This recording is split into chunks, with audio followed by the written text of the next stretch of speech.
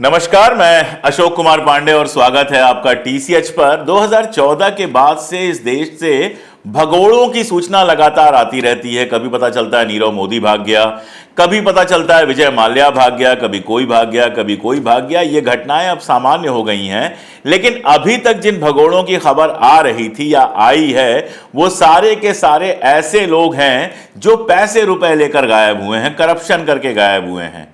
अभी जिस भगोड़े की खबर आ रही है वो करप्शन में गायब नहीं हुआ है, वो एक स्कैंडल करके गायब हुआ है, और वो भारतीय जनता पार्टी की सहयोगी जनता दल सेकुलर का नेता है, यानी कि एनडीए का, नेशनल डेमोक्रेटिक अलायंस, जिसकी हिस्सा है जेडीएस, उसका बहुत इंपॉर्टेंट हिस्सा है। मैं बहुत इंपॉर्टेंट क्यों कह रहा हूं? क्योंकि वो सिर्फ एक एमपी नहीं है, वो एचडी देवगौड़ा का पोता है, एचडी देवगौड़ा के बेटे का बेटा है, और सिर्फ एचडी देवगौड़ा का पोता नहीं है, वो हसन लोकसभा सीट से सिटिंग एमपी है। अब आप कहेंगे इसमें कौन सी बड़ी बात है, हसन लोकसभा से एमपी हो चाहे कहीं से एमपी हो। नहीं, बड़ी बात है। हसन जनता दल सेकुलर की पक्की वाली सीट रही है जहां से एचडी देवगौड़ा चुनाव लड़ते रहे हैं। एचडी देवगौड़ा आप जानते हैं पार्टनर बन गए हैं एनडीए के। राम मंदिर का जब उद्घाटन हुआ था, जिसके लिए मोदी जी अक्सर कोसते रहते हैं कांग्रेस को और कई पार्टियों को कि वो गए नहीं थे वहां पर, आडवाणी जी को तो स्वास्थ्य कारणों से नहीं आने के लिए कहा गया था, मुरली मनोहर जोशी को स्वास्थ्य के कारणों से नहीं आने के लिए कहा गया था, लेकिन लगभग उसी उम्र के देश के पूर्व प्रधानमंत्री एचडी देवगौड़ा को बाकायदा अयोध्या लाया गया था। तो उस एचडी देवगौड़ा की सीट है हसन। अब एचडी देवगौड़ा साहब के लड़के हैं एचडी रेवन्ना, वो भी एमपी एमएलए सब रह चुके हैं, और एचडी रेवन्ना साहब के लड़के हैं प्रज्वल रेवन्ना। प्रज्वल रेवन्ना 34 साल के हैं, 1990 में इनका जन्म हुआ था, और तीसरे सबसे कम उम्र के एमपी बने थे हसन लोकसभा सीट से। हुआ यह था कि एचडी देवगौड़ा ने अपने पोते को लॉन्च करने के लिए हसन की लोकसभा सीट छोड़ दी थी। परिवार का एक तरह से आप कह सकते हैं वो उनकी पारिवारिक रियासत है। एचडी देवगौड़ा ने वो सीट छोड़ी और खुद चले गए तुमकुर चुनाव लड़ने के लिए। पिछले लोकसभा चुनाव में एचडी देवगौड़ा तुमकुर से चुनाव हार गए। केवल एक एमपी जीत पाया था जेडी सेकुलर का, जनता दल सेकुलर का, और वो उनका जो विरासत वाली जगह थी, जो आप कह सकते हैं कि जो एक तरह से रियासत है उनकी हसन से, वहां से वो जीत के आए थे। तो आप समझ सकते हैं कि एचडी देवगौड़ा के कितने प्रिय हैं वो। तो आप समझ सकते हैं कि एचडी देवगौड़ा ने जिसको अपनी सीट दी हो, एक तरह से उसको अपनी विरासत दी थी, एक तरह से उसको अपनी गद्दी दी थी। खुद वो तुमकुर से लोकसभा हार गए थे, लेकिन एचडी देवगौड़ा के जो पोते हैं प्रज्वल रेवन्ना, जिनके नाम पर बवाल मचा हुआ है, ये हसन से लोकसभा सीट जीते। बाद में नाटक हुआ था, जीतने के बाद इन्होंने कहा कि मैं हसन की लोकसभा सीट खाली करना चाहता हूं ताकि एचडी देवगौड़ा वहां से एमपी हो सके, लेकिन एचडी देवगौड़ा ने कहा कि नहीं, तुम एमपी बने रहो, कोई बात नहीं है। उसके बाद इनके ऊपर केस वगैरह भी हुए थे कि जो एफिडेविट पेश किया वो पूरा नहीं है वगैरह वगैरह, लेकिन सब मिला जुला के 5 साल तक वो एमपी रहे, और भी काफी महत्वपूर्ण जगहों पर वो रहे, कई कमेटीज वगैरह में रहे, सारा कुछ है। युवा है, पढ़े लिखे हैं, मैकेनिकल इंजीनियरिंग का कोर्स किया है उन्होंने, तो अच्छे खासे पढ़े लिखे हैं। वैसे मेन मुद्दे पर आने से पहले आपको यह बता दूं कि परिवारवाद पर भारतीय जनता पार्टी हमला करती है। परिवारवाद का अगर इस देश में सबसे बड़ा कोई उदाहरण देखना है तो वो आपको कर्नाटक में जेडी सेकुलर में मिल जाएगा। ऐसा नहीं है कि कर्नाटक में अकेले वही हैं। आप जानते हैं कि पिछले चुनाव में हार के बाद भारतीय जनता पार्टी ने सिद्धरमैया के बेटे को वहां का प्रदेश अध्यक्ष बना दिया था। वहां के जो पूर्व मुख्यमंत्री हैं, जो भारतीय जनता पार्टी के मुख्यमंत्री थे, वो एसआर बोम्मई के लड़के हैं। तो परिवारवाद कर्नाटका में हर जगह है, ऐसा नहीं है कि केवल जेडीएस में है, लेकिन जेडीएस के परिवारवाद का कोई जवाब नहीं है। एचडी कुमारस्वामी का नाम अक्सर सारे लोग जानते हैं, क्योंकि एचडी देवगौड़ा के वारिस के रूप में उनको ही देखा जाता है, एचडी देवगौड़ा के उत्तराधिकारी के रूप में उनको ही देखा जाता है। रेवन्ना और कुमारस्वामी के बीच में एक तनातनी भी चलती रहती है। जब कुमारस्वामी मुख्यमंत्री बने थे तो ये था कि रेवन्ना काफी नाराज थे, ये सारा कुछ था। दोनों उनके बेटे ही हैं, यानी जिसकी बात आज हो रही है प्रज्वल रेवन्ना की, वो एच डी कुमारस्वामी के सगे भतीजे हैं, एच डी देवगौड़ा के बेटे हैं, ये सब तो आप समझ ही गए होंगे। एच डी कुमारस्वामी की जो वाइफ हैं अनीता कुमारस्वामी, वो भी एमएलए रही हैं और पिछले चुनाव में उन्होंने अपनी सीट खाली की तो किसके लिए की? अपने बेटे निखिल कुमार के लिए की। निखिल कुमार 2019 में मांड्या से चुनाव लड़ चुके थे, वैसे हीरो हैं, वो फिल्मों में आ चुके हैं, लेकिन 2019 में मांड्या से चुनाव लड़े थे और चुनाव लड़ने के बाद वो हार गए थे। तो फिर उनके लिए विधानसभा की सीट खाली की उनकी मां अनीता ने। और उनकी मां कैसे आई थी विधानसभा पर? क्योंकि एच डी कुमारस्वामी 2 जगहों से चुनाव जीत गए थे, तो एक जगह से इस्तीफा दिया, उस जगह से उनकी पत्नी अनीता कुमारस्वामी चुनाव लड़ी थी।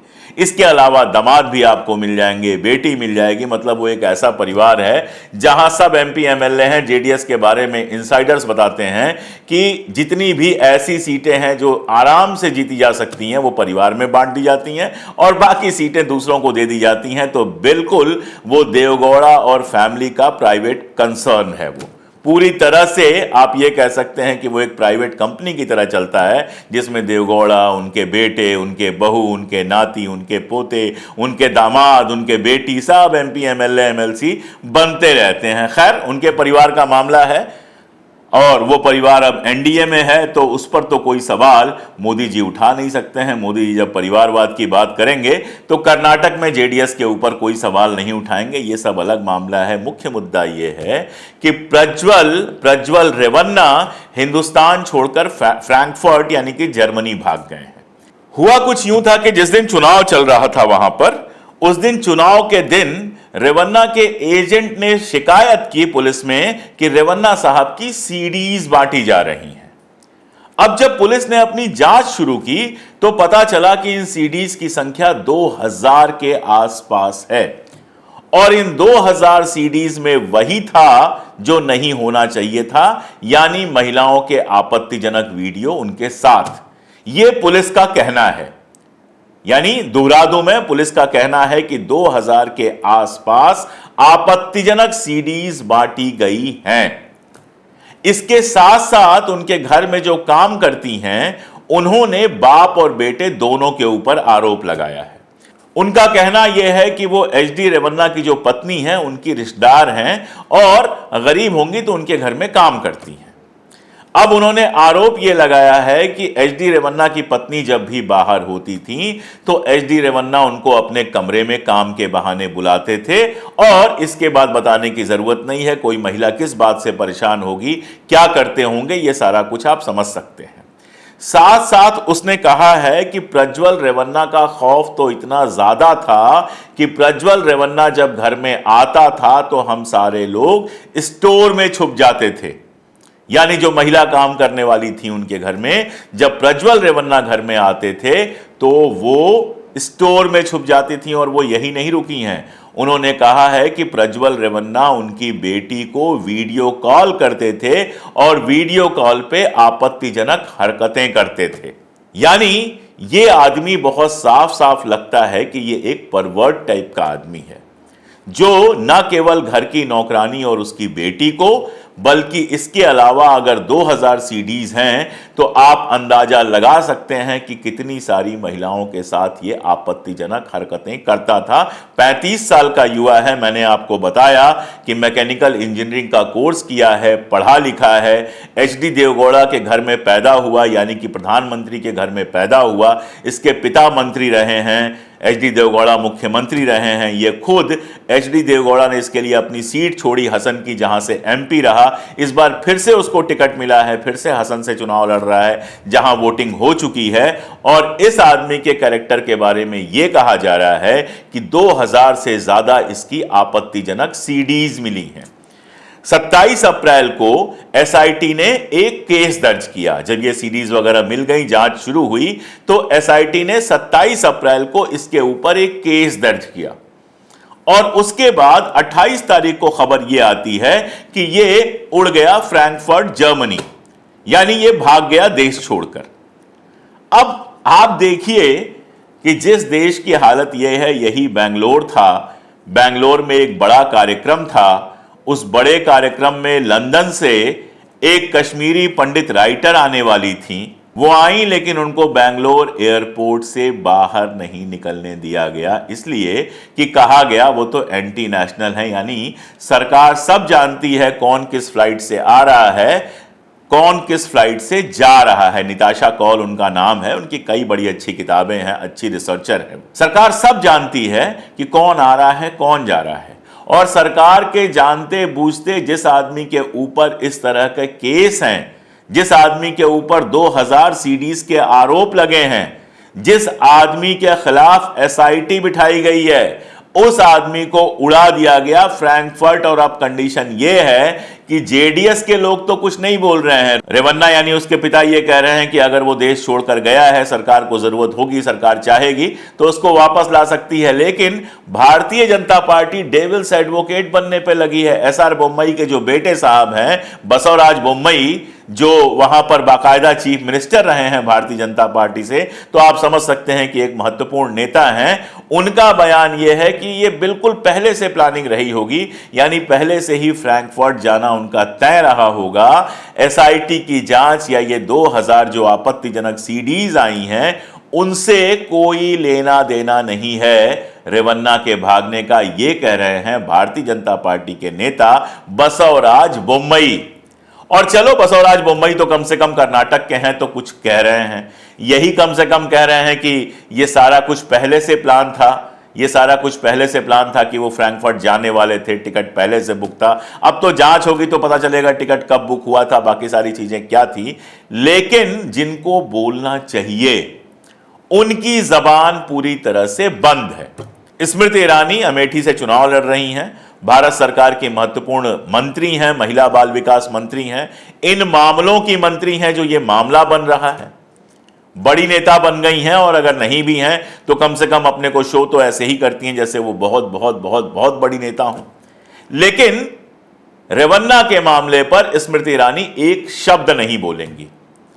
और छोड़िए स्मृति ईरानी को, हम मान लेते हैं चुनाव में व्यस्त होंगी। ऐसे ही खबरें चल रही हैं कि राहुल गांधी अमेठी से चुनाव लड़ने वाले हैं, और हालत यह है कि अंजना ओम कश्यप जी जब गई अमेठी और लोगों का इंटरव्यू करना शुरू किया तो ज्यादातर लोगों ने यही कहा कि अगर राहुल यहां से चुनाव लड़ेंगे तो जीतेंगे। और ये तो छोड़ दीजिए, असल में यह कहा कि स्मृति ईरानी के रहते कोई विकास नहीं हुआ है, तो जाहिर तौर पर वो परेशान होंगी, अमेठी में चुनाव प्रचार में लगी होंगी। लेकिन इस देश में एक आयोग बनाया गया है सिर्फ इसी बात के लिए कि महिलाओं के साथ अगर कुछ गलत हो तो वो उस पर स्टैंड ले। उसको कहा जाता है राष्ट्रीय महिला आयोग।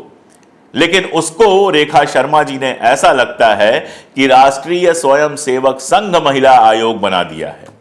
आप उनके ट्विटर की वॉल जाके देखिएगा, वहां पर अगर कुछ लिखा होगा तो सिर्फ उन्हीं स्टेट्स के बारे में लिखा होगा जहां भारतीय जनता पार्टी की सरकार नहीं है। मणिपुर पर वो कुछ नहीं बोलती, हाथरस पे कुछ नहीं बोलती, कहीं कुछ नहीं बोलती। उन्होंने भी अभी तक जेडीएस यानी एनडीए के पार्टनर, जेडीएस के नेता प्रज्वल रेवन्ना के इस कांड पर एक बार भी एक शब्द लिखा नहीं है, बोला नहीं है।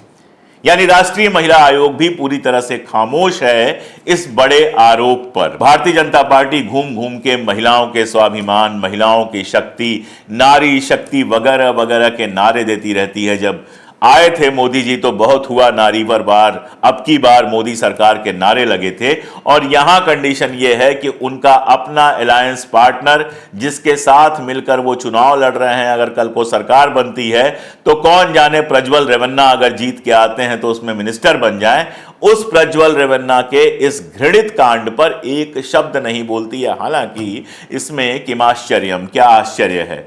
उन्होंने बृजभूषण सिंह पर कौन सा बोल दिया, उन्होंने उन्नाव के उस एमपी पर कौन सा बोल दिया जिसके ऊपर एक लड़की ने आरोप लगाया था, उन्होंने किसानों के थार से कुचले जाने पर कब बोल दिया, उन्होंने मणिपुर पर कब बोल दिया कि हम ये उम्मीद करें कि जनता दल सेकुलर के नेता एचडी देवगौड़ा के पोते हसन से सांसद, सिटिंग सांसद और इस बार एनडीए के उम्मीदवार प्रज्वल रेवन्ना की 2000 से ज्यादा आपत्तिजनक सीडी सामने आने पर कुछ बोले, यह उम्मीद करना तो पूरी तरह से बेमानी है।